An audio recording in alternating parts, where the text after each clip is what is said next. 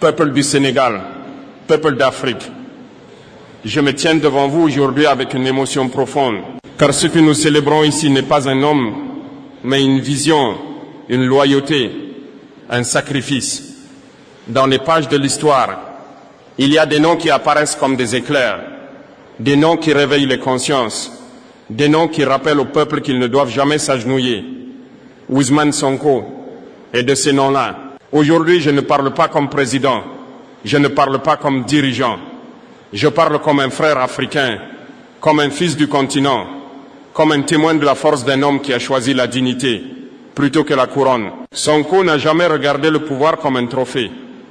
Pour lui, le pouvoir n'était jamais qu'un outil pour restaurer la justice, pour rendre la parole à ceux qu'on avait réduits au silence, pour redonner espoir à une jeunesse qu'on disait perdue. Et c'est pour cela que son combat nous touche tous, pas seulement les Sénégalais, mais toute l'Afrique qui se tient debout. Aujourd'hui, je viens honorer un homme qui aurait pu s'accrocher au destin, qui aurait pu s'envelopper dans la gloire, mais qui a choisi la vérité. Je viens honorer celui qui a regardé son peuple droit dans les yeux et qui a dit « Ma victoire ne vaut rien si elle vous coûte votre avenir ».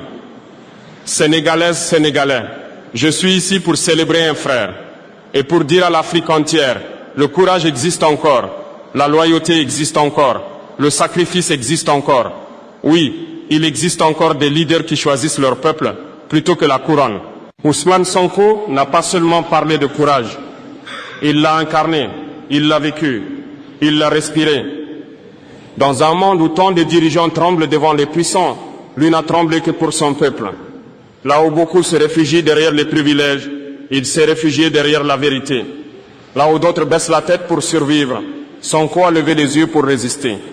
La machine de la peur, et il n'a jamais reculé. Même lorsque les nuits étaient lourdes comme un fardeau, même lorsque les murs semblaient se refermer, même lorsque certains espéraient le briser, Sonko est resté debout. Je sais, vous le savez aussi, que ce n'est pas seulement la force physique qui fait un leader. C'est la force intérieure, la force de rester fidèle à soi-même, la force de dire non à l'injustice même lorsque la justice n'a plus de visage, la force de continuer le combat même quand on marche seul. Sonko a été confronté à la peur, mais il n'en a jamais été prisonnier.